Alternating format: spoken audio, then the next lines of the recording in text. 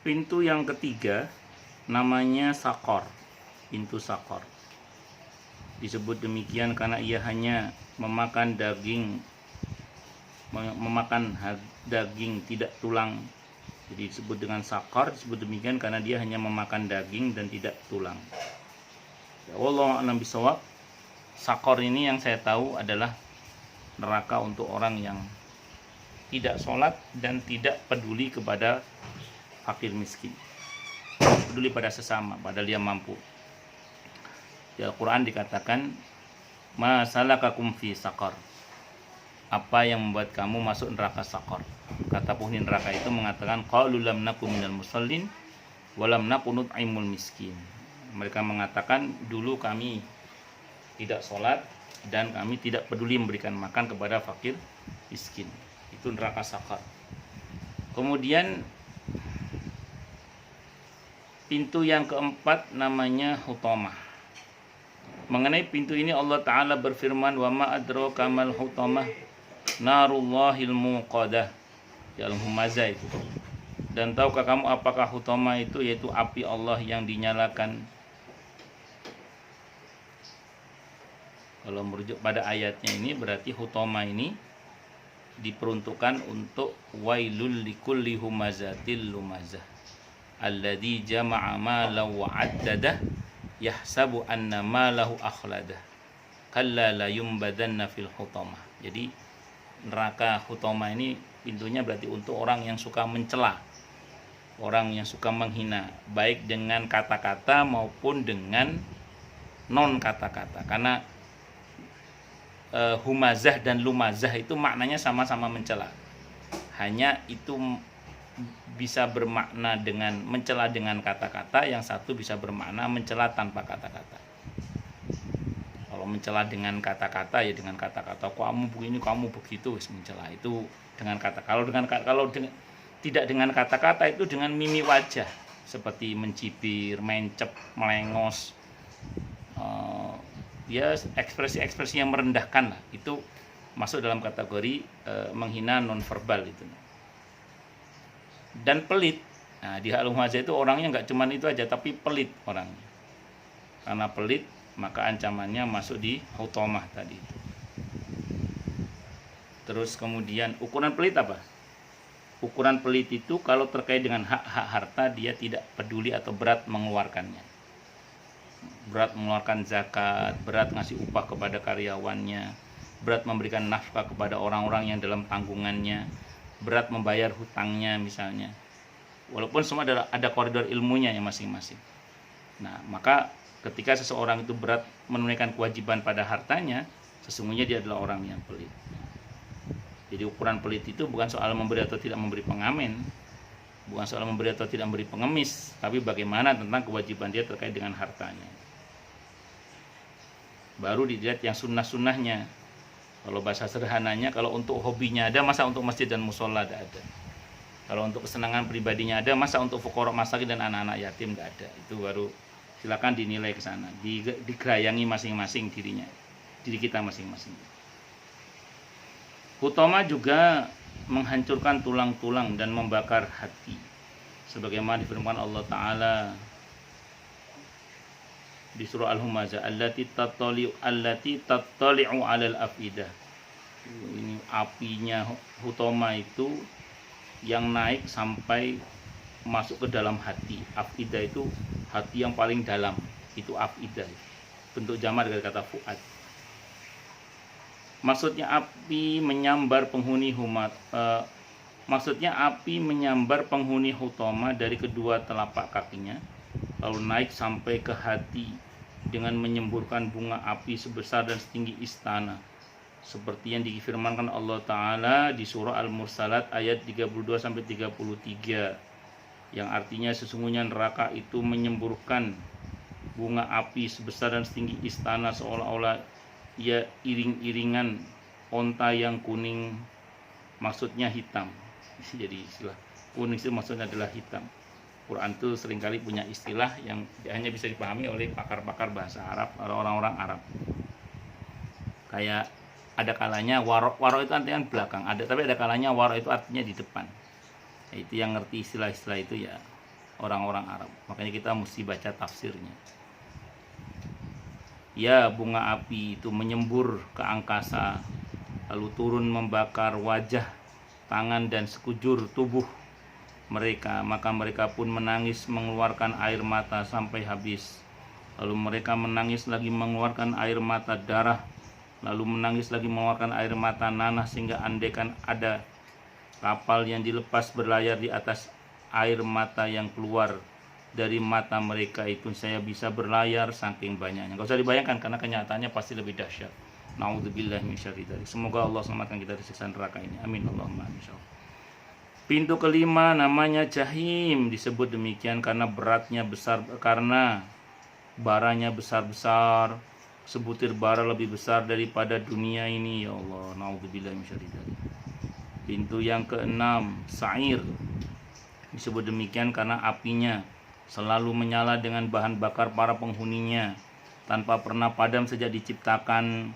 Di sana ada 300 istana, setiap istana memuat 300 rumah, setiap rumah memuat 300 macam adab, di mana terdapat ular-ular, kalajengking, tali temali, tali-tali, rantai-rantai, borgol-borgol. Di sana ada juga sumur kesedihan. Dalam jahanam tidak ada siksaan yang lebih dahsyat daripada siksa yang ada di dalam sumur itu. Jika pintunya dibuka, maka seluruh penghuninya jahanam merasa sangat sedih dan menderita. Naudzubillah min syarri dzalik. Orang itu kalau dikasih satu penderitaan saja, itu sudah sedihnya bukan main. Nah, nanti di neraka itu ada siksa yang sifatnya itu penderitaan tadi itu. Dibuat orang itu menderita sekali. Naudzubillah min syarri dzalik. Itu adanya di pintu neraka yang keenam, nah itu di Sa'ir itu. Pintu ketujuh namanya Hawiyah. Ada neraka apa namanya Hawiyah. Barang siapa masuk ke dalam pintu ini, maka selamanya tidak akan keluar. Di sana ada sebuah sumur namanya Hab-Hab. Sumur itulah yang difirmankan Allah Ta'ala, kullama khabat zidnahum sa'ira. Setiap kali nyala jahanam itu akan padam, kami tambah lagi mereka nyalanya. Syahdan, apabila pintu Hab-Hab ini dibuka, maka keluarlah api yang neraka itu sendiri memohon perlindungan kepada Allah darinya. Saking panasnya, sampai neraka aja berlindung dari panasnya api yang muncul dari yang namanya Hab-Hab tadi itu. Dalam sumur itu terdapat orang-orang yang dikatakan oleh Allah Ta'ala di surah Al-Mudaththir ayat 17 itu, aku akan memaksanya mendaki pendakian yang memayahkan. Itu di Al-Mudaththir. Sebentar. Atau yang dimaksud pendakian itu adalah sebuah gunung api, di mana musuh-musuh Allah diseret wajah mereka supaya menaikinya. Dengan tangan diborgol ke leher, dan leher itu dihimpun jadi satu dengan kaki, sementara para malaikat juru siksa berdiri di atas kepala mereka dengan memegang penggada-penggada dari besi. Jika seorang dari mereka dihantam dengannya, maka terdengarlah suara gelegaknya oleh jin dan manusia. Naudzubillah min syarri dzalik. Neraka itu pintu-pintunya dari besi, kasurnya dari duri dibungkus kegelapan, tanahnya tembaga, timah dan kaca.